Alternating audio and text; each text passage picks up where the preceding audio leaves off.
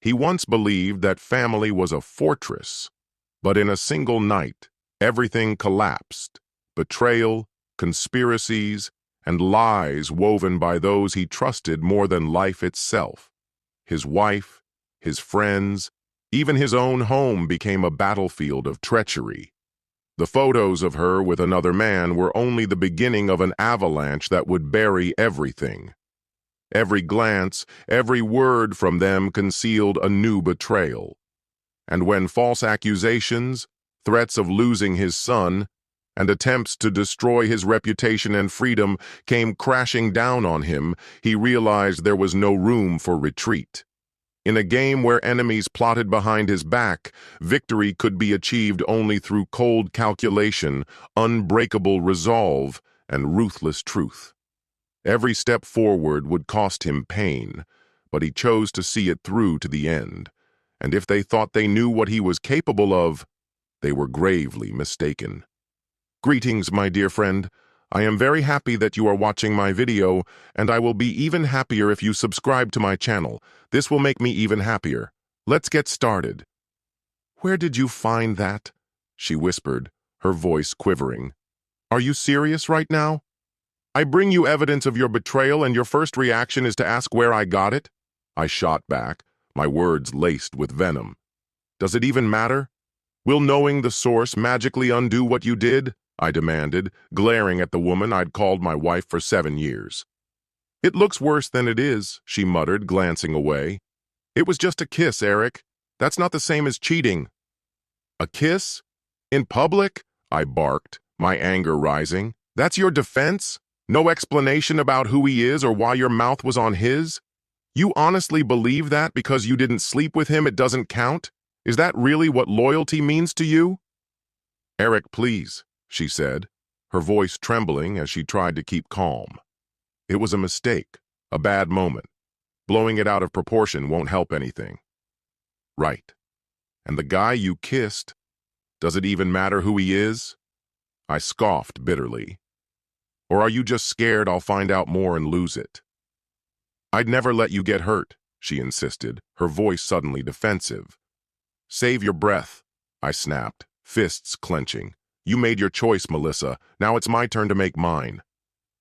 Without giving her another glance, I turned on my heel and stormed upstairs, yanking a suitcase from the closet. I heard her footsteps scrambling behind me, her voice shaking with panic. What are you doing? She cried. Packing, I said coldly, my hands moving quickly. Packing? Eric, why? She wailed, disbelief plastered across her face. Because I can't stay here, pretending everything's fine when it's all built on your lies, I growled. I need to get out before I say or do something we'll both regret. You're being ridiculous, she shouted. You would never hurt me. Funny, I said, my voice a cold blade. Until tonight, I would have sworn you would never betray me either. Guess we both had a lot to learn. You're blowing this out of proportion, she protested. One kiss isn't cheating.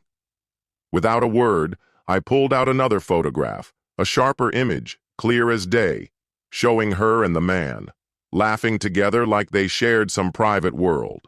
What do you call this then? I challenged, thrusting the photo in her face. Her complexion went pale, and her hands shook as she fumbled for words. How did you even get these? She stammered. Does it matter? I said, my voice like ice. Would knowing the source change what you did? The pictures slipped from her trembling fingers as she collapsed into sobs, reaching out for me in desperation. Don't, I warned, stepping back out of reach. Don't even try, Melissa. I gave you a chance to be honest, and you decided I wasn't worth the truth.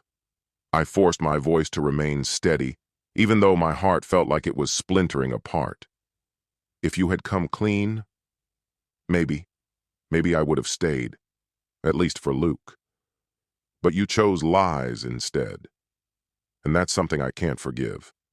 I'm taking my phone only to handle things about Luke.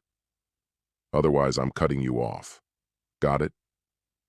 She nodded miserably, too broken to speak, and I turned away, carrying a storm of rage and heartbreak with me. That night, I drove aimlessly until I found a rundown motel where I could hole up. I needed the weekend to figure out what the hell to do next. Divorce would mean shattering our family, dividing time with Luke, and facing a future filled with alimony and support battles. What crushed me most was that Melissa hadn't even tried to apologize, hadn't given me any explanation.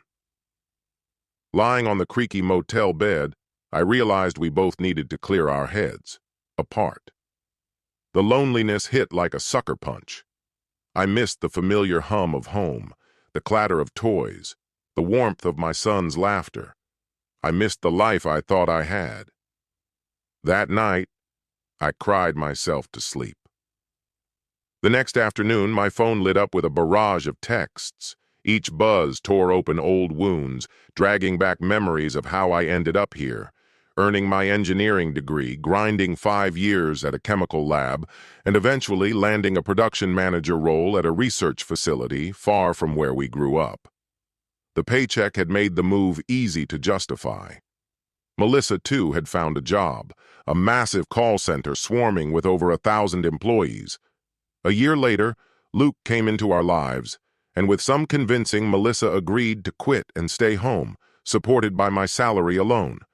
But her heart stayed tethered to her former co-workers, who quickly became the center of our social lives.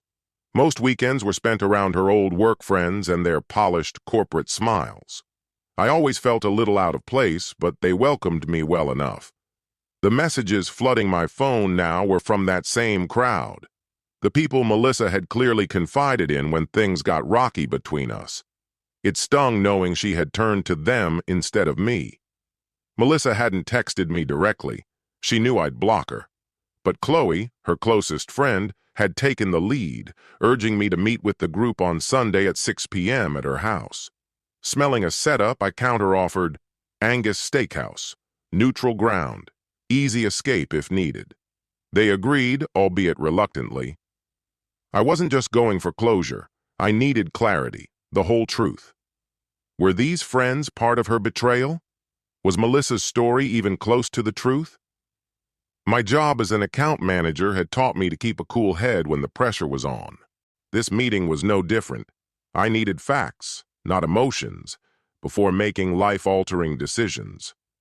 Parking a block away, I walked to the restaurant, spotting them through the windows, already gathered, no doubt scheming about how to handle me. I let out a bitter, humorless chuckle at their predictability. Inside, there was only one empty seat, right beside Melissa. As she rose, as if to greet me, I raised a hand to stop her.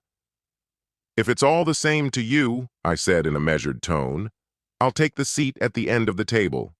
And if that's a problem, I'll find another table." Before Melissa could stammer a reply, Chloe quickly cut in, her voice too bright. "Of course, Eric. Sit wherever you feel comfortable.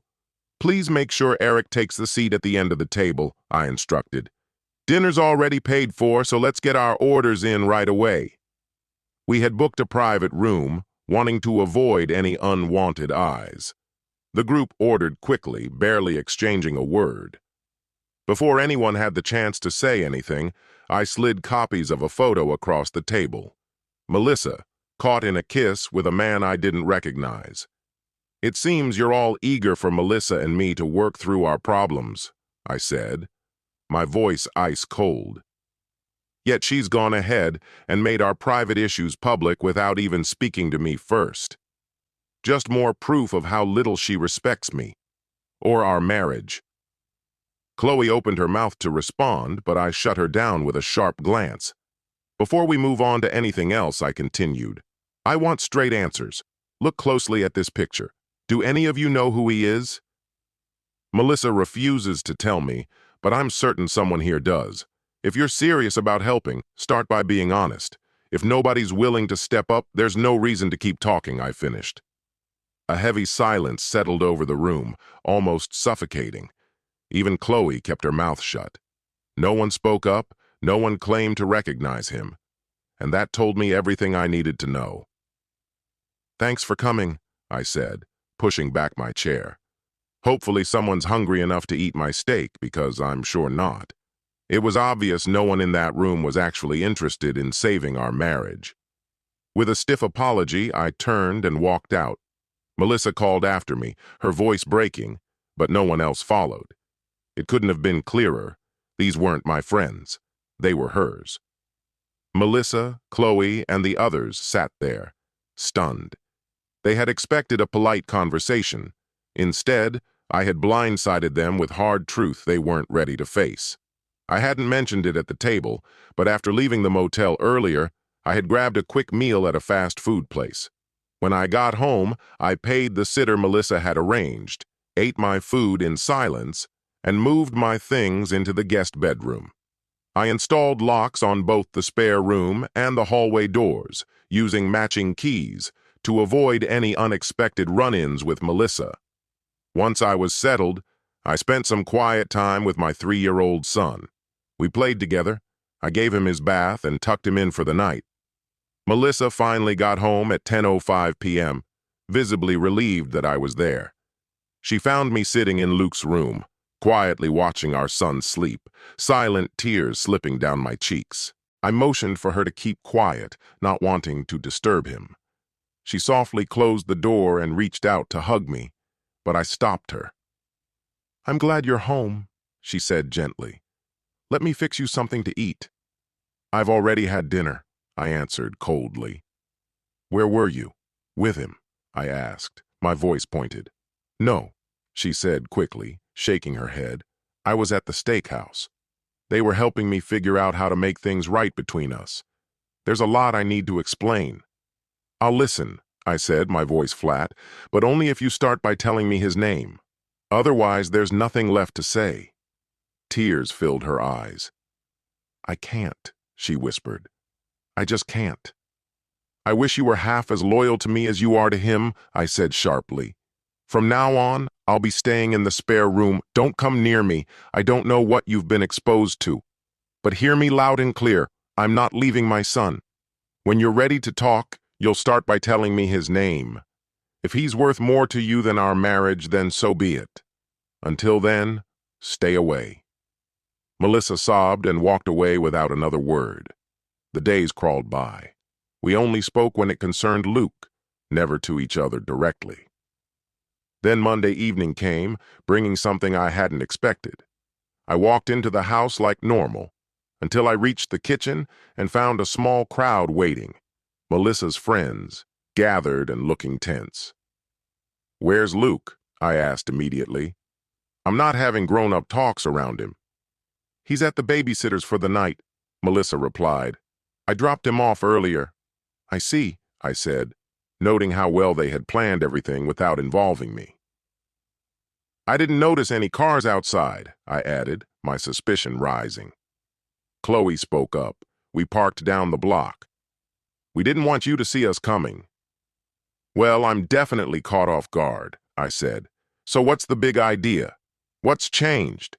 Melissa gave me a nervous smile. "There's something important we need to tell you," she said. "Come sit with us in the living room and I'll explain." "All right," I agreed, keeping my tone neutral. "Let me use the bathroom first." I stepped into the bathroom, discreetly turned on the recording app on my phone, and slipped it into my shirt pocket. When I came back, I immediately noticed 2 unfamiliar faces among the group.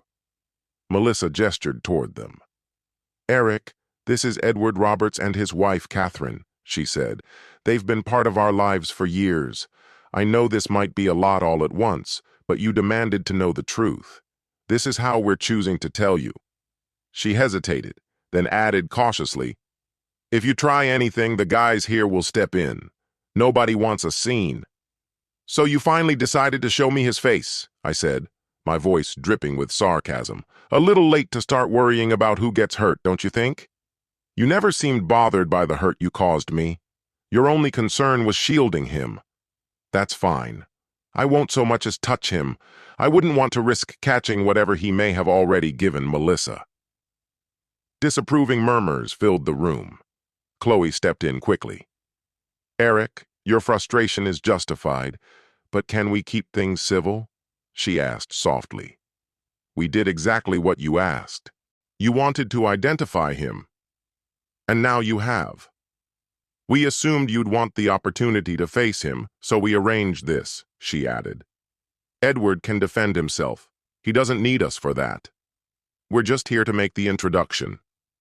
Edward rose to his feet and extended his hand toward me. I know we didn't exactly get off on the right foot, Edward said with an easy smile.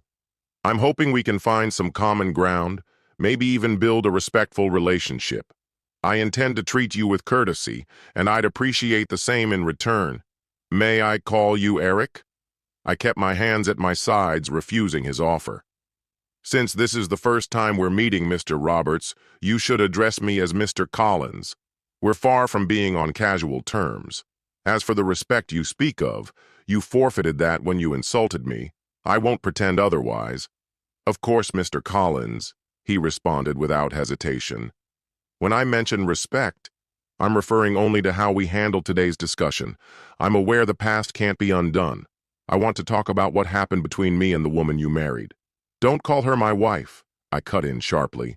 That title might not apply much longer. Divorce is a strong possibility, though I'm sure you already know that. How would you like me to refer to her then? He asked calmly. Call her the woman you married, I replied flatly. That will do. Understood, Mr. Collins. I'd appreciate the chance to share my side of the story, Edward said. If you're willing to listen. I'm listening, Mr. Roberts. Go on, I said, my voice stiff.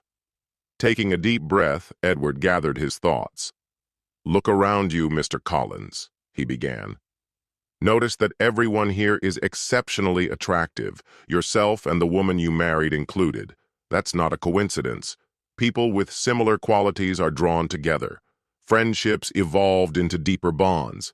Everyone you see here is in a strong, committed relationship, he continued. We've built these bonds on absolute trust. It's that trust that keeps us close. We believe the same potential existed between you and the woman you married. He paused for a moment before adding, Take my wife, Catherine, for example. She's my greatest treasure, and I'm confident in our connection. That confidence allows us to share experiences that enrich our relationship. Monogamy, he stated firmly, is a restrictive concept from the past. True connection stems from trust, openness, and emotional vulnerability. Good for you and your wife, Mr. Roberts, I said coolly, and if everyone else here agrees, then good for them too. But your philosophy has no bearing on me or on the woman I married. You don't understand, Mr. Collins, Edward pressed. What we've built could strengthen your bond as well. If you opened your mind to it, you could grow even closer, he said, motioning around the room to the others. If I'm following you correctly, Mr. Roberts, you're telling me that every woman here, including the one I married, has tossed aside her morals, I said, my voice turning icy. It disgusts me how easily you convinced her. A true gentleman never interferes in another man's marriage the way you have.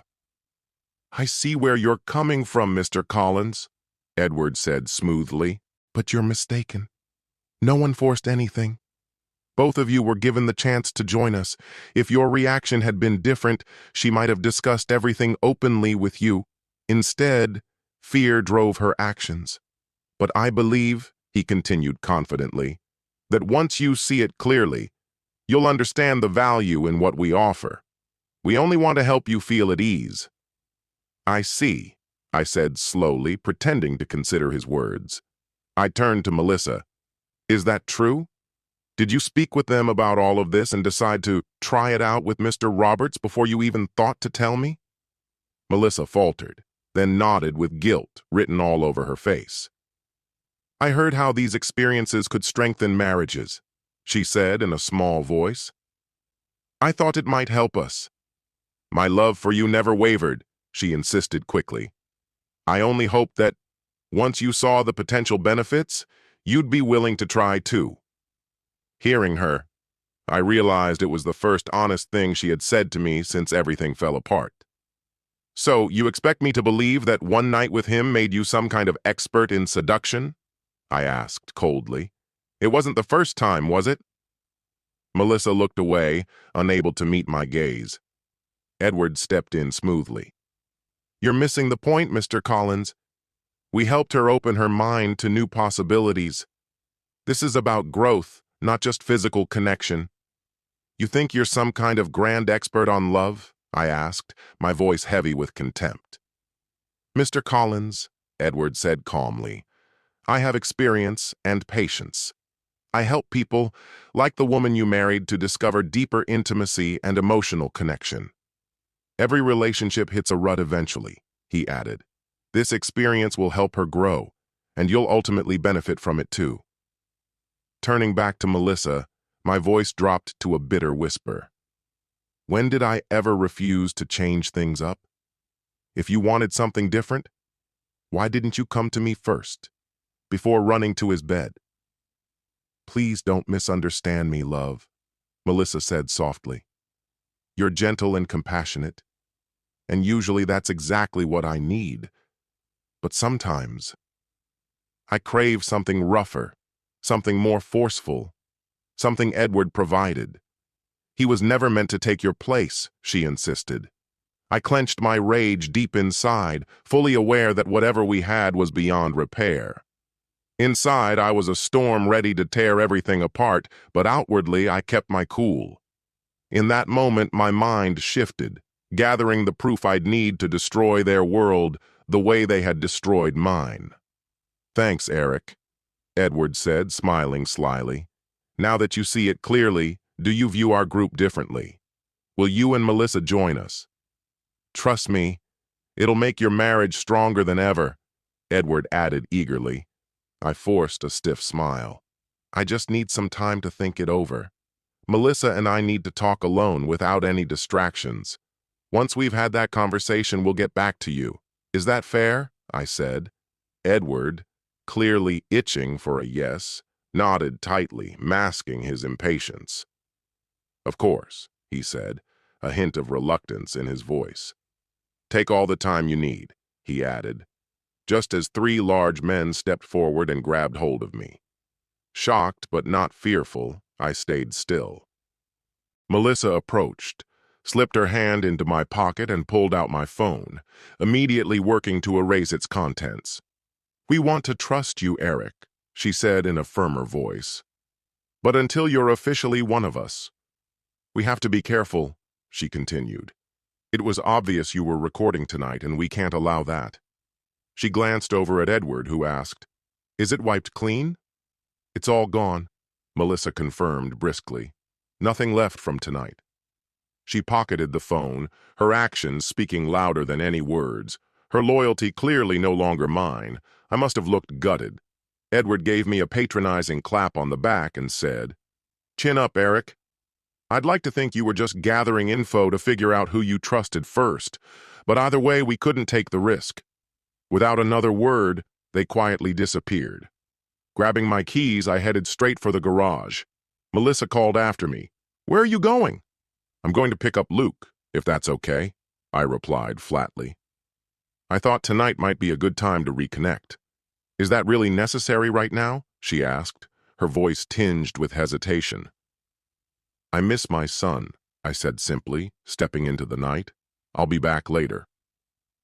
I drove to Angus Steakhouse, my stomach gnawing with hunger from skipping dinner. The steak was delicious, rich, and satisfying, and as I ate, my mind replayed the evening's betrayals, sharpening the plan I had begun forming in the chaos. Mrs. Stevenson smiled warmly when I left her a generous tip. Something told me I might need her goodwill soon. Luke's face lit up when he saw me, laughter spilling out of him the whole ride home. I gave him a bath, fed him, and tucked him safely into bed. Later, Melissa told me she was fixing a light meal for herself, but I informed her I had already eaten and suggested she take care of her own needs. She looked hurt but said nothing, not wanting to wake Luke with an argument, especially with work early the next morning. As I was getting ready for bed, Melissa approached hesitantly, her face shadowed with worry. Eric, she began. Earlier you seemed open to Edward's offer, but now you're shutting me out. What happened? I'm glad you asked, I said calmly. Let me ask you a few questions. Your answers will explain it better than I could. All right, she said nervously, steeling herself. First question, I said, my voice steady. Right before they left, 3 men physically restrained me in my own home. You didn't say a single word. True? It wasn't exactly like that, she protested weakly. Wasn't it? I pressed, not letting her squirm away. Just answer yes or no. Did 3 men grab me? Yes, she admitted, barely above a whisper. Did you protest? Did you defend me at all? I asked sharply. No, she said, shame burning in her voice. Good, I said coolly. Next question. Did I ever ask you to take my phone and delete anything on it? I gave her a warning look, daring her to lie. No, she whispered again. Okay. Now for a slightly longer one, I said. You agree you stood by while I was manhandled. You admit you deleted the contents of my phone at someone else's command, not mine. Is that correct? Yes, Melissa said, her voice cracking under the weight of it. I didn't fully realize what I was doing. That's called betrayal, Melissa, I said, my words slicing through the air. Now you understand why I'm shutting you out. Your own answers say more than I ever could. Tonight you showed me whose side you're really on, and it's not mine. I won't stay near someone who can betray me so easily. I left her sobbing quietly in the hallway and locked the bedroom door behind me. Around 4 in the morning, I heard her trying the doorknob, but the lock held firm. By Tuesday morning, I was finished. I picked up my phone and dialed. Dan, I said, can you recommend a top-tier divorce attorney? Someone who fights hard for the husband? Please tell me you're not doing this for yourself, Eric, Dan said, worry clouding his expression. I'm afraid I am, I replied, doing my best to keep my emotions in check. I was hoping you might know someone who could assist. Dan gave a slow nod. I'm pretty close with Ted Russ at the firm. He should have the right connections. I'll reach out and let you know, he offered. Thanks, Dan, I said, feeling a small surge of relief. You have my word, Eric. This conversation stays between us, he assured me. You don't know how much that means to me. Truly, thank you, I said, sincerely grateful for his support. Following Dan's lead, I called Emma Weston's office and managed to book an appointment for 2:30 that same afternoon. I was relieved to learn she would personally be handling my case. In her office, Emma shared that about 70% of her clients were women and the remaining 30% were men, but she assured me she fought equally hard for each one, regardless of gender. After I finished explaining my situation, she agreed to represent me. She gave me a heads up that I would be responsible for paying child support for Luke until he turned 18, and most likely through college, too.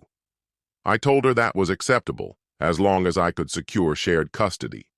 When it came to alimony, she estimated it would last somewhere between 3 to 5 years, depending on the judge's ruling. Emma explained that in our state, alimony typically stretches 1 year for every 2 years of marriage, with a maximum of 20 years total. Beyond that, it drops to a 10-year limit. It wasn't something I was happy about, but it was unavoidable. The thought of financially supporting Melissa while she moved on with her new life made my stomach churn. Melissa and I had once dreamed about designing a custom home together after years of renting. I had drawn up dozens of plans for our future sanctuary. Now, all those dreams were nothing but ashes. At least there wouldn't be an ugly battle over the house we currently rented. Luke was still too young to be attached to it, and if Melissa chose to stay there, it wouldn't bother me. Honestly, I could never sleep in that master bedroom again after what had happened there. There was no telling how long her betrayal had been going on before I discovered it. Emma continued, explaining that an uncontested divorce typically took around 8 months in our state, while a contested one could drag out for a full year. Silently, I prayed for the quicker path. I couldn't stand the idea of being legally bound to someone who had already broken us beyond repair. She also informed me that although filing on grounds of infidelity wouldn't earn me a financial advantage, it could potentially be useful in a custody battle. She mentioned the paperwork could be ready by Thursday afternoon. I asked her to have Melissa served at her job at 10 a.m. on Friday, publicly, so her co-workers would see it happen. Once we finalized the retainer and next steps, I brought up my biggest worry, where I would live during the process. "What's your main concern, Eric?" Emma asked. "My time with my son," I admitted. "Waiting 8 months to a year feels unbearable. I didn't want to be reduced to a weekend visitor in Luke's life. I asked if it would be wrong, or legally risky, for us to continue living under the same roof until everything was finalized. "It's actually not uncommon," Emma explained, "but it can get complicated." "What sort of complications?" I pressed. "Once she's served Friday, she'll be furious," Emma warned. "If you're still living there, things could escalate quickly. Are you prepared for that?" "I am," I said firmly. "Just knowing the legal separation has started will help me stay focused." Emma leaned forward. "Don't underestimate how she might react. Sometimes the cheating spouse wants to cling to the security of the marriage even after betraying it. She might resist the divorce harder than you expect. But she can't block it, right?" I asked, needing to be absolutely certain. "Correct," Emma confirmed, "but she can definitely make it more painful." "How exactly?" I asked, a sense of dread creeping in. "If you two become sexually intimate before the divorce is finalized, the court considers it a reconciliation," Emma explained. "It would restart the entire waiting period from scratch." "That's not going to happen," I said immediately. I could already picture Melissa trying to lure me back in, but I wasn't going to be fooled again. My mind was made up. Emma added, "You don't even have to actually sleep with her. She could just claim that you did. And disproving it is incredibly difficult. Judges tend to side with whoever seems more emotional." I countered. "Wouldn't she have to provide specific evidence, like dates, locations?" "She would," Emma nodded. "But ultimately it becomes your word against hers. If she plays the victim well, the judge could be swayed. I'll be very careful." "Thank you, Emma. I feel a lot more prepared now," I said, appreciating her thoroughness. Mentally, I began bracing myself for the strange new reality of living separately under the same roof. Typically, Melissa got home a little earlier than I did, so it wasn't surprising to find her already in the kitchen preparing dinner. Without saying anything, I walked past her and went straight upstairs to the hallway bathroom for a shower, wanting to avoid any unnecessary interaction. I brought fresh clothes with me, adjusting to the new normal of living together, but apart. When I stepped into the hall, towel in hand, I saw her waiting for me. "Dinner's almost ready. Luke's already sitting in his high chair," she said in an overly casual tone. "You smell nice." "I'll be down in a few minutes," I answered coldly, unlocking the door to what would now be my temporary bedroom. The tension in the air was suffocating, but at least she held back any snide remarks. We sat down to eat, and after a few moments of silence, she finally spoke. She took a slow breath before speaking. "I need to explain what happened with the phone last night," she said. "Go ahead," I replied, keeping my voice steady. "Edward noticed you were recording," she went on, "and he felt it was too dangerous to let it slide. They decided no one could leave until it was dealt with.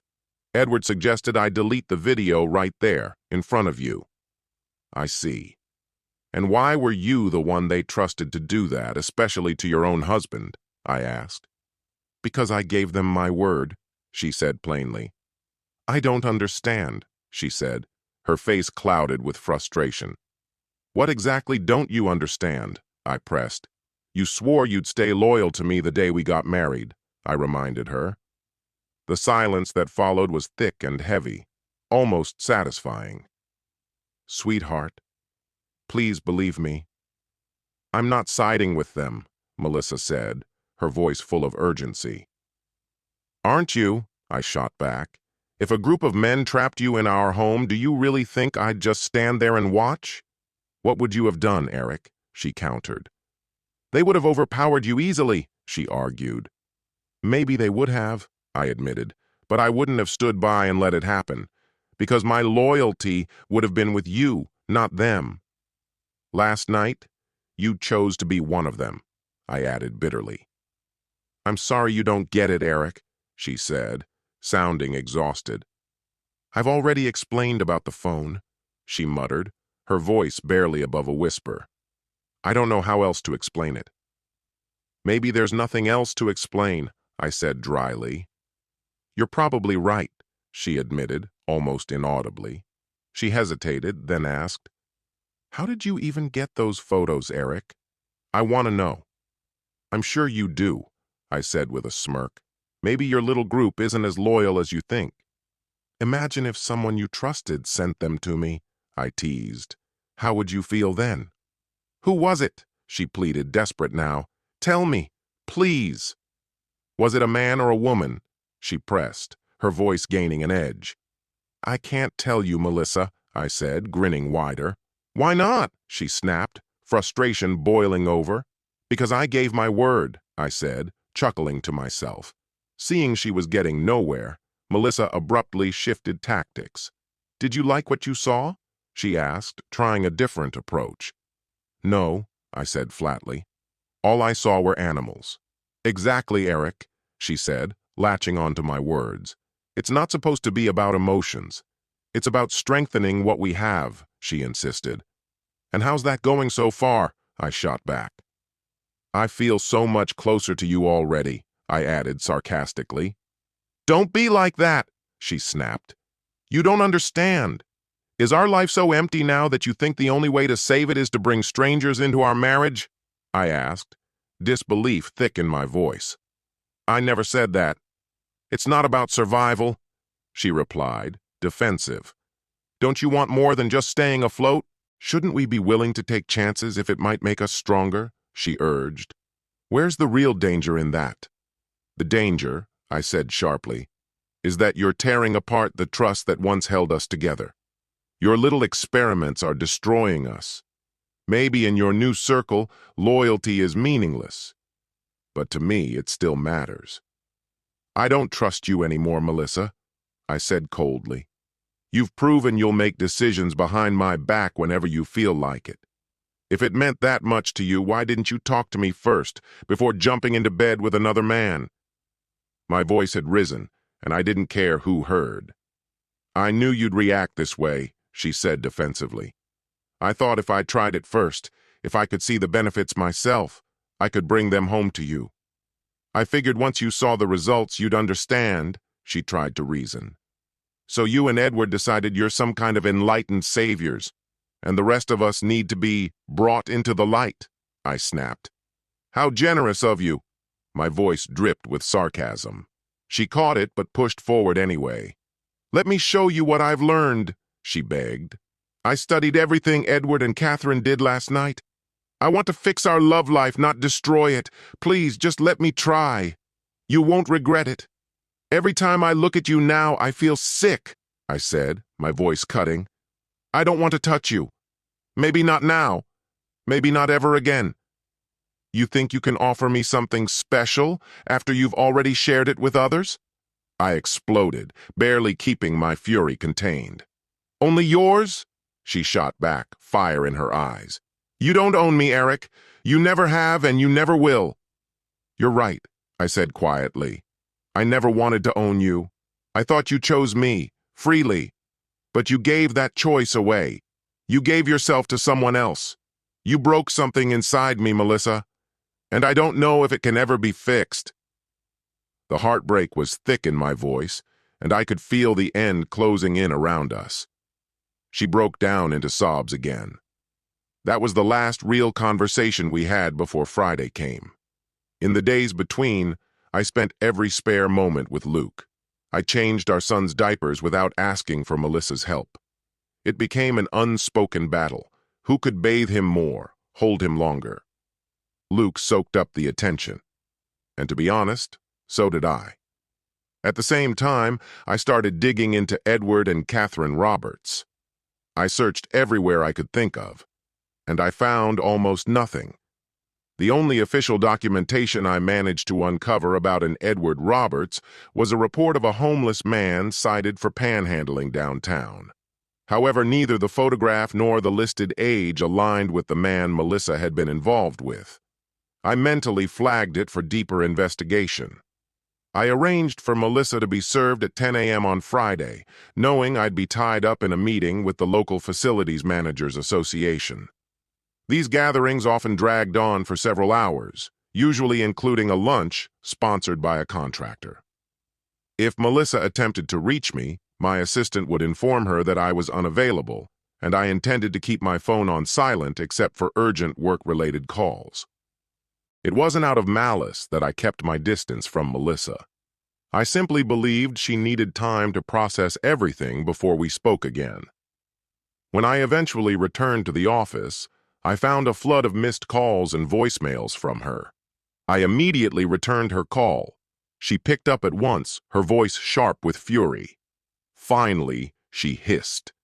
"You really had me served in front of everyone? Do you have any idea how humiliating that was? You're seriously ending our marriage over something so small. I told you, Eric, it didn't mean anything. Why can't you trust me?"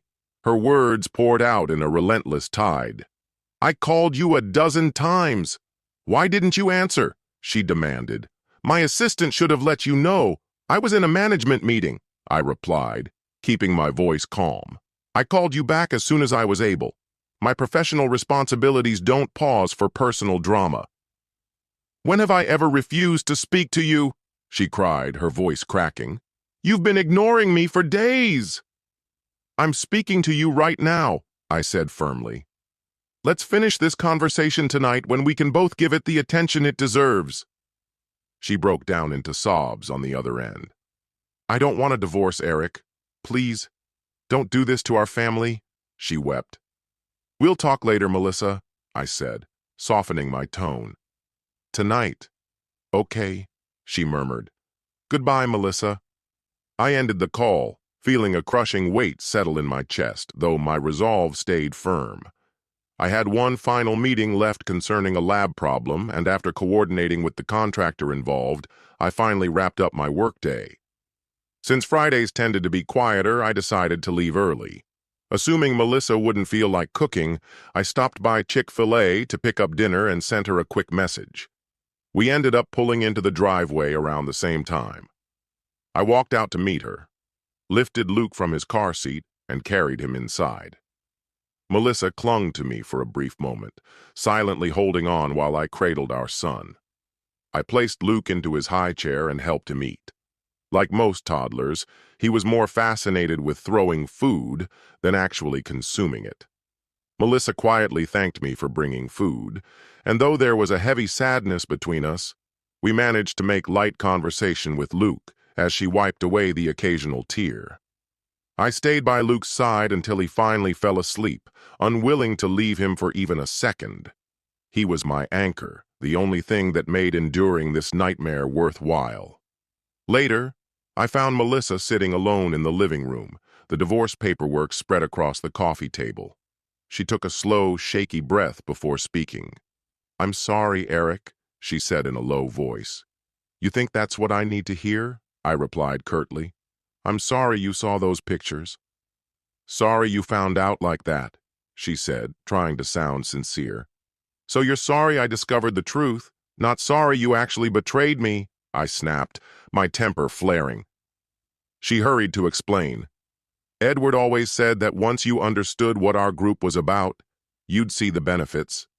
You could have other women, just like I could see other men." She rattled off the explanation, desperate to justify what she'd done. "Of course that's what he told you," I muttered bitterly. "You and Edward made decisions about my life without so much as asking me," I went on. "You put more faith in some stranger's promises than in your own husband. He doesn't know me, or what our marriage means, and clearly, neither do you." "I realize now how badly I messed up," she confessed. "You're right. I should have talked to you first. Edward kept pushing me, saying you'd come around if it was framed the right way. I'm not sure I even believe him anymore. Eric, please. We can leave all this behind. Call off the divorce. Let's fix what we have." "Fix it?" I laughed coldly. That opportunity ended the moment you chose betrayal. Just sign the papers, Melissa. Let's stop prolonging this. She broke down, her voice cracking as she pleaded. You don't want Luke growing up without his parents together, calling someone else dad. No father would want that. And I wouldn't want him calling another woman mom either if I remarried, I shot back. You're right, she admitted, voice thick with sorrow. You should have thought about that before you shattered our vows, I said icily. Yes, it'll hurt if he calls another man dad, but it's better than raising him in a house poisoned by lies. I could never be part of this open marriage garbage. It might look shiny from the outside, but it's rotting underneath, and I want no part of it. I fixed my gaze on her, unyielding. I will never touch you again, Melissa. Get that through your head. You're just saying that to hurt me, she whispered, tears pouring down her face. And it's working. What if I walked away from all of it? What if I gave it up completely? What if I left all of them behind, cut off those friendships? Eric, I'm begging you. You and Luke are everything to me. I'm sorry if you feel like I gave up on us, but I swear I still love you both more than anything.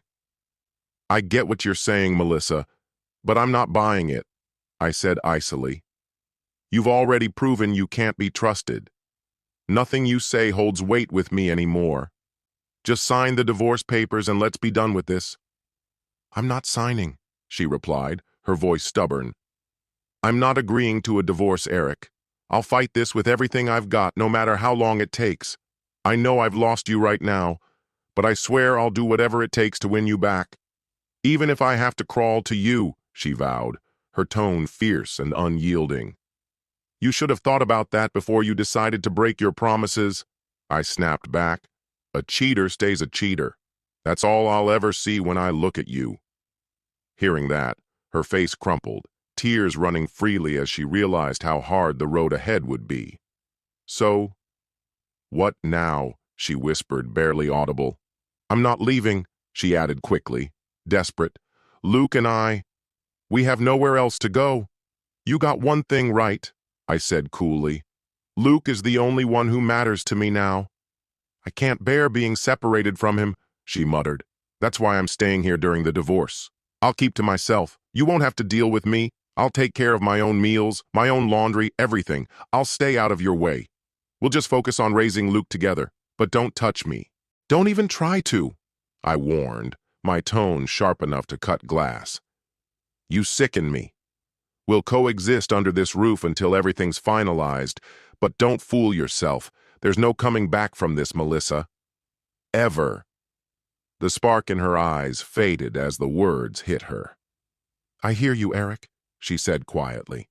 But divorces take a long time. Anything can happen. I'm not giving up. I'll get you back, baby, I swear. If you keep hanging around those old friends, you don't even stand a chance, I said bluntly. I'll drop them. Every last one, she promised, practically pleading. If you want, I'll quit my job too. I'll stay home full-time with Luke. Would that help? No, I said without hesitation. It's too late for that. And honestly, if you quit, it would just mean more child support out of my pocket after the divorce. The answer obviously stung, but she forced a tight, fake smile anyway.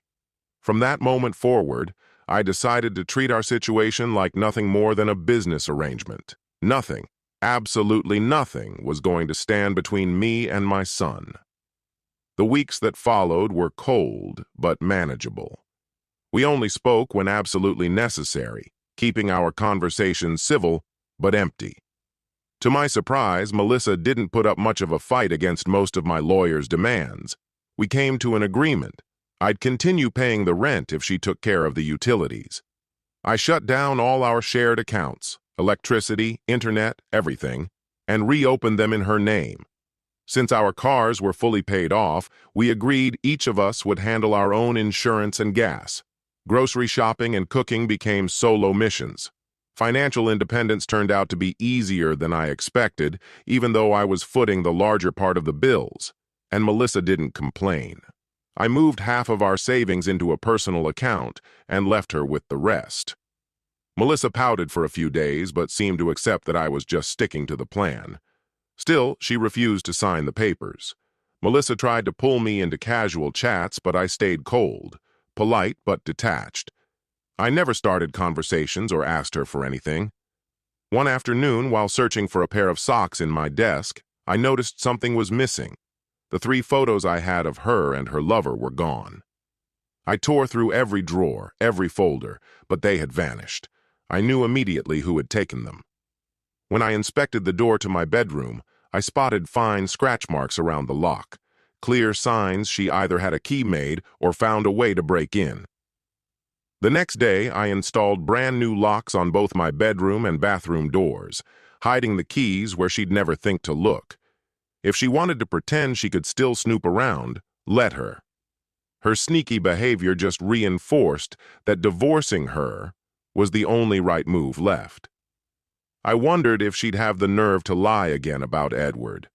As the tension dragged on, Melissa started pushing for date nights and couple outings. I declined every invitation, keeping things respectful but firm. The more time passed, the more strained she became. She missed her old crowd but remembered the ultimatum she had given herself: stay away from them if she wanted even a sliver of hope. Before long, I started receiving random texts and calls from her former friends, apologies, dinner invites, offers to stay out of the drama. I ignored them all and blocked their numbers without hesitation. In mid-December, Melissa told me she had dinner plans with her friend Chloe on Saturday nights and asked if I could watch Luke. I agreed. As long as she wasn't sneaking men into the house, I didn't care. Meanwhile, I joined a bowling league through my company. Saturday nights became my escape, playing games, laughing, watching the women at the lanes fawn over Luke.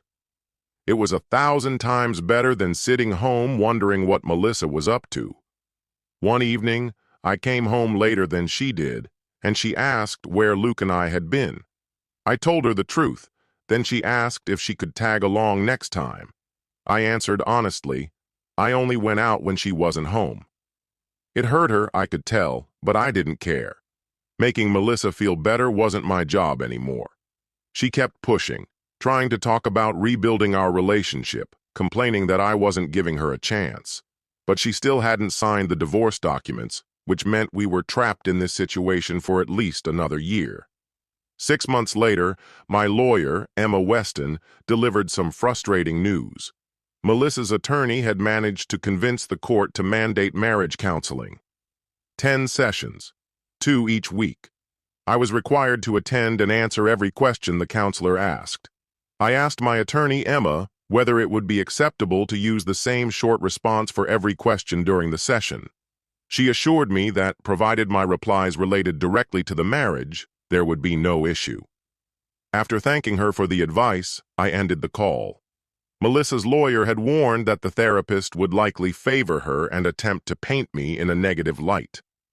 I wasn't overly worried about the counselor's opinion.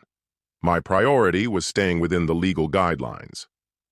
Throughout the sessions, no matter what Melissa or the counselor said, I calmly repeated the same phrase: I don't want to remain married to a woman who is unfaithful. It didn't take long before their patience wore thin and their attitudes turned hostile. Despite their provocations, I remained calm, never raising my voice or losing my composure. After our 5th meeting, the counselor abruptly canceled all future appointments, deeming the process pointless. The following months dragged by with little change. I spent almost every free moment with Luke, determined to strengthen our bond. Just 4 days before the court date, Melissa suddenly packed up and left with Luke, and I was served with a restraining order soon after. Emma called almost immediately with unsettling news. "Eric, you know I wouldn't doubt you, but I have to hear it from you," she said, her tone serious. "You know me, Emma. None of what she's accusing me of ever happened," I responded, forcing myself to stay steady. "Good. I needed to be sure," she said. "I'll fight for you, but it's going to be difficult without solid proof. Has she handed over everything for us to review?" "Yeah," I said. "All the files are in a folder at my office. Send me digital copies as soon as you can. And remember, Don't reach out to her or your son under any circumstances unless I specifically allow it. If she calls you, hang up immediately, Emma instructed firmly. I understand, I said. 2 days later, when I came home from work, I found Melissa sitting at the kitchen table. Her car wasn't outside. Someone else must have dropped her off. My first instinct was to leave immediately to avoid violating the restraining order, but she called out before I could. Eric, stop. If you want to see Luke again, you'll listen, she said sharply. I froze in place, keeping a safe distance and staying silent. You don't have to say anything. Just hear me out, she continued. Remaining calm, I said nothing, making sure not to provoke her. First, hand over your phone, she demanded. I need to turn it off. I placed my phone on the table. She snatched it up, powered it down, and checked it thoroughly to make sure it wasn't recording. I tried being reasonable, but you wouldn't budge, she began. I had no choice but to escalate things. Now you know what it feels like to have no control, she went on. I lied about us sleeping together to try to salvage the relationship, but Edward advised me to prepare a fallback plan in case your lawyer fought back. So, I made up the story about you hitting me. You and I both know you never touched me, but I needed full custody of Luke. I needed to force you out. It's harsh, but it gave me the advantage. She took a breath before continuing. If you agree to drop the divorce and become part of our group of friends, I'll cancel the restraining order, move back home, and we can try to repair the marriage. Luke deserves to grow up with both him parents. Isn't that what you want? Trust me, you'll adjust. So, what do you say, Eric? Ready to live a little? She struck at the one thing she knew I couldn't ignore. My son. Nothing else mattered. I'll need time to think about it. For now, you need to leave, I said steadily. She smirked as she brushed past me, convinced she had the upper hand. After she left, I looked out the window and saw a sleek Lexus pull up, driven by none other than Edward Roberts. It was obvious he wasn't going to let Melissa slip away from his world. I had a lot to absorb. Later, Emma let me know that I wasn't required to attend the divorce hearing personally, but I decided I had to be there. After a quick stop at the restroom, I was making my way to the courtroom when Melissa stepped directly in front of me. Her face twisted with rage. You had your chance, you piece of trash, she hissed. I'll ruin you today. Your son will never even remember your name. He'll call someone else Dad. I'll marry a real man, one who actually trusts me. She spat full in my face before storming away, leaving onlookers stunned. Wiping my face clean with a handkerchief, I made my way into the courtroom and found a seat at the back. I silently prayed that Emma's reputation would prove true. While waiting, I listened to other cases being heard. It was clear that those without legal representation were struggling badly. Our case didn't start until after 1 p.m., making it an exhausting wait. Melissa testified first, delivering an emotional, detailed story of alleged abuse, specifying dates, times, and places. She asked for full custody, child support, alimony, and even hinted at seeking criminal charges against me. Through all of this, Emma remained outwardly unbothered, idly doodling flowers in her notebook margins. Melissa's attorney painted me as a violent, jealous husband who ruined the marriage while portraying Melissa as someone desperately trying to save the relationship. When our turn finally came, Emma stood up and approached the witness stand calmly. Just to clarify, you are absolutely certain about the dates, times, and locations of these alleged incidents? She asked coolly. Completely certain, Melissa answered without hesitation. My attorney told me to keep everything recorded on a calendar, she added confidently. Emma leaned in slightly. And you're swearing under oath that everything you just testified to is 100% true and accurate? Yes, ma'am, Melissa said, her voice trembling slightly as she fought back tears. I just want the truth to come out, she added dramatically. No additional questions, Your Honor, Emma said smoothly. Mrs. Collins, you may step down. Judge Richard Harper motioned toward Melissa, who looked puzzled alongside her attorney, evidently caught off guard by Emma's choice to cease questioning. Melissa's self-satisfied smirk made it obvious she believed she'd won, that she was one step closer to alienating my own child from me. The mere idea sent a cold shiver through my chest. Your Honor, the plaintiff now calls Mr. Jack Hamilton to the witness stand, Emma announced. Judge Harper gave his approval with a slight nod, and a plainly dressed man approached and took his seat. Melissa shot a confused glance at her lawyer. Would you please state your full name for the record? Emma asked politely. Jack Hamilton, he replied. Thank you, Mr. Hamilton. Is it all right if I call you Jack? Emma continued. Jack is perfectly fine, he agreed with a small nod. I appreciate that. Jack, can you tell the court where you work and the nature of your business? Emma asked, keeping her tone professional. I own and manage Hamilton Investigative and Security Services, Jack stated clearly. And how did you come to be associated with my client, Mr. Collins? Emma pressed. About 14 months ago, Mr. Collins contacted my firm. He was growing suspicious that his wife, Mrs. Melissa Collins, was involved with someone else but had no definitive proof. Since we handle private investigations, he hired us to look into it, Jack explained. And what were the results of your investigation regarding Mrs. Collins? Emma asked, maintaining a steady voice. Through our surveillance efforts, we gathered proof confirming her infidelity. We handed Mr. Collins 3 photographs depicting her in bed with another man, Jack stated matter-of-factly. Were those the only versions of the photographs you gave him? Emma inquired, tilting her head slightly. No, ma'am, Jack responded. The original files were backed up securely to our cloud servers. Mr. Collins received only copies. Do you still possess the original evidence? Emma asked further. I do, Jack confirmed, holding up a sealed envelope. Thank you, Jack, Emma said warmly. She turned toward the judge and announced, Your Honor, we move to submit these 3 photographs into evidence. Judge Harper briefly examined the images before giving a nod of approval and handing them off to the court clerk for processing. Thank you, Your Honor, Emma said respectfully. Facing Jack again, she asked, After the initial findings, did your professional engagement with Mr. Collins conclude? No, ma'am, Jack answered. Mr. Collins remained concerned that the affair might be ongoing and requested continued assistance. And what steps did you suggest? Emma prompted.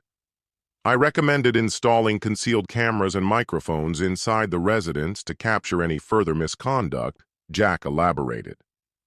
And did Mr. Collins accept your recommendation? Emma asked. Yes, ma'am. We installed the surveillance system the very next day while both Mr. and Mrs. Collins were away at work, Jack explained. Objection, Your Honor, Melissa's lawyer shouted, standing abruptly. We request that any footage from the hidden cameras be excluded, as Mr. Collins could have manipulated it to frame my client. Judge Harper turned toward Emma. Attorney Weston, do you wish to respond before I make a ruling? Yes, Your Honor, thank you, Emma said courteously. Addressing Jack once more, she asked, Could you describe the surveillance setup for the court? Jack gave a firm nod. The cameras transmitted footage wirelessly to a laptop hidden under the house. That laptop was linked to a hardwired Ethernet hub, ensuring a stable and secure connection. All recordings were streamed directly to our agency's encrypted cloud storage. Mr. Collins never had access to the unedited footage. So there was no opportunity for Mr. Collins to modify the recordings himself, Emma clarified. That's correct.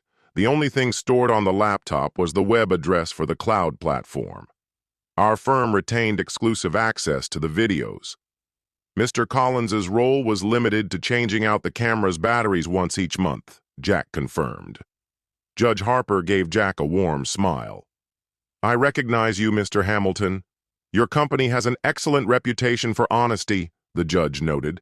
The objection is overruled. Thank you, Your Honor, Emma said with a polite nod. She then turned her attention back to Jack. Jack, you were present during Mrs. Collins's earlier testimony about alleged abuse by my client. We have the specific dates and times she mentioned. Based on your surveillance, Are her accusations credible? No, ma'am, not in the slightest, Jack said firmly. And what makes you so confident? Emma asked. Because when we reviewed footage from the specified dates and times, there was absolutely no evidence of violence. The recordings show Mr. Collins playing affectionately with his son, while Mrs. Collins was either elsewhere or not at home. The environment was entirely peaceful, Jack stated with certainty. Across the room, Melissa and her lawyer sat motionless, their eyes lowered to the floor. Jack, is there anything else you would like to add regarding these allegations? Emma asked, seizing the moment. Yes, Jack said, retrieving another document from his file. We have a transcript of a phone conversation Mrs. Collins had the day before she moved out. In it, she vented about being upset that her husband wasn't mistreating her and discussed the idea of having someone physically attack her so she could falsely accuse him. She explicitly mentioned using it as a bargaining chip during their dispute. Objection. Hearsay, Your Honor, Melissa's attorney cried out. I have the original audio recordings backing up the transcript. The account is a direct capture of Mrs. Collins's own words, Jack replied steadily. Seeing no viable argument left, Melissa's attorney lowered his objection and fell silent. Thank you, Jack, Emma said with a composed smile. No further questions, Your Honor. She then returned calmly to her seat. Judge Harper shifted his gaze toward Melissa's counsel. Would you care to cross-examine this witness? He inquired.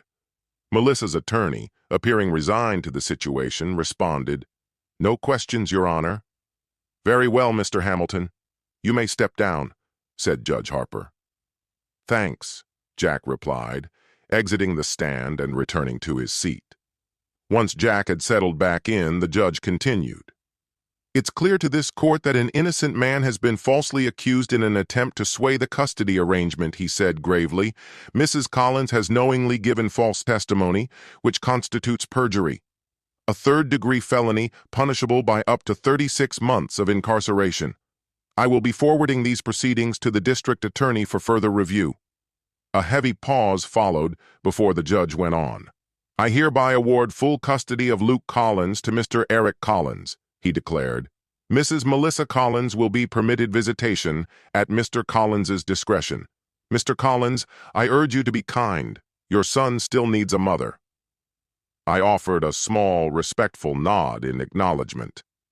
As for alimony, Judge Harper said, Mrs. Collins is granted $11,000 per month for a term of 42 months. Each party will retain their respective vehicles, he continued, and all checking and savings accounts will be divided equally according to the balances at the time of filing. Their individual retirement funds will remain untouched. Since Mr. Collins will have primary physical custody, no child support payments will be required. Turning to me, Judge Harper asked, Mr. Collins, do you intend to stay at your current residence, or are you planning a move? I rose to address him. Your Honor, I have no intention of remaining there any longer than I must. Mrs. Collins may continue leasing the home. I'll be moving elsewhere. Understood, the judge said with a nod. The lease will henceforth be assigned solely to Mrs. Collins. Visibly trembling, Melissa stood. You are ordered to return the child to Mr. Collins within 8 hours, Judge Harper instructed sternly. Failure to do so will result in a contempt of court charge. Do you understand? Yes, Your Honor, Melissa said shakily, struggling to maintain her composure. Good, he concluded sharply. All restraining orders are officially lifted. The court grants the final petition for divorce in the matter of Collins versus Collins. You will both receive the finalized decree within 30 days, he informed us. As the finality of it sank in, Melissa's tears began to fall. She turned to face me. Eric, I'll bring Luke to your new place after dinner tonight, she said in a broken whisper.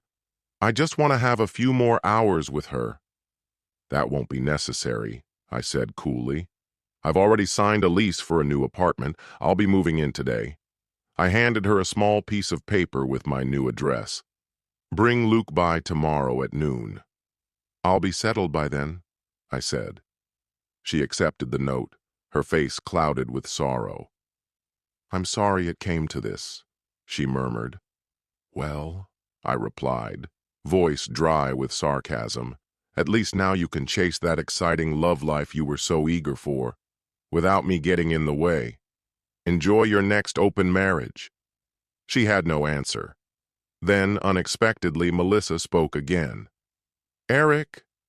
Thank you, she said, her tone startlingly sincere. I looked at her, genuinely puzzled. Thank me? For what? For not going after Edward and Catherine Roberts, she said softly. They really are good people. You'll never really know them the way I did, she added quietly. Don't mention it, I said, my voice turning cold. I have zero interest in Edward or Catherine Roberts. What I do care about, I leaned forward slightly, is your employer. Her eyes widened slightly. I found out your company has a strict non-fraternization policy, I continued. Tomorrow I'll be filing a lawsuit against them, on the grounds that their failure to enforce their rules destroyed my marriage and nearly cost me my son, I explained, watching her face pale. Patrick Mason will be named as the primary offender, I added. Word around the office is he's slept with over a dozen women who report to him. And if I'm not mistaken, he's your boss, isn't he? Melissa looked as though I had struck her. How do you know about that? She whispered, horrified. Patrick's married, I said icily. He's got a wife, Nora, and 2 small kids. I don't know if she's aware of what he's been up to, but she's going to find out soon. I'll also be including his relationship with Catherine Roberts in the complaint, I said. But why drag his wife and kids into this? Melissa pleaded, her voice cracking. They didn't do anything. Neither did Luke, I said, my voice a blade of ice. Why should Patrick's family be spared the truth when he had no problem trying to ruin mine? His children deserve to know who he really is. Even now, Melissa was still trying to shield him. Stick around long enough, Melissa, I sneered, and you might just get your dream man. If you're lucky, he'll be divorced by next year. Of course, I added, voice dripping with sarcasm. By then, he might be out of a job, along with your friends in the call center who covered for him. Company policy doesn't look kindly on that kind of silence. You're trying to get them all fired? Melissa's voice trembled. Relax, I said smoothly. Your job's safe. I gave the company my word I wouldn't air this out publicly, so long as they kept you employed. Who knows, I said mockingly. Maybe you'll even build a new little clique. Life should be a lot simpler now that I'm no longer an obstacle. You can preach about how infidelity strengthens marriages. I'm sure you'll find plenty of eager converts. I smirked. Although you might have a hard time finding a new manager to replace Patrick. Maybe one of the betrayed husbands will step up, I added with a laugh. Melissa just stared at me, overwhelmed, trying to absorb it all. But why protect me? And not them? She finally asked, in a broken whisper. Melissa wanted to know why. I explained to her, because Luke needs someone to act as a maternal figure in his life. The job isn't ideal, and the salary leaves much to be desired, but it's sufficient for you to remain self-reliant without depending on my money. When Luke eventually questions the divorce, I want to be able to look him in the eye and say, I treated everything fairly. And if you try to claim otherwise, I'll have the documentation to prove the truth. Melissa and her friends never realized that I had uncovered the true identity of her affair partner right from the start. Thanks to the meticulous efforts of my private investigator, I managed to stay ahead at every turn. As an engineer, I'm trained to tackle problems by collecting facts. When I can't solve something personally, I track down someone who can. My lawyer filed a $2 million lawsuit against the call center where Melissa worked, and we ultimately negotiated a settlement in my favor. Out of the settlement, Melissa received $25,000, and the rest came to me. I then gave her a check for $42,000, fully covering my child support obligations, while still keeping enough funds to begin building the dream home I'd always wanted. Word about my situation spread quickly at work, and before long, many single women started viewing me as highly eligible. Yet, after all I've endured, my attention remains on Luke. For the first time in a long while, I'm truly free. Our story comes to an end here. Share your thoughts in the comments. Thank you for taking the time to watch. If you enjoyed this story, please check out other videos on this channel. See you soon, my dear friend.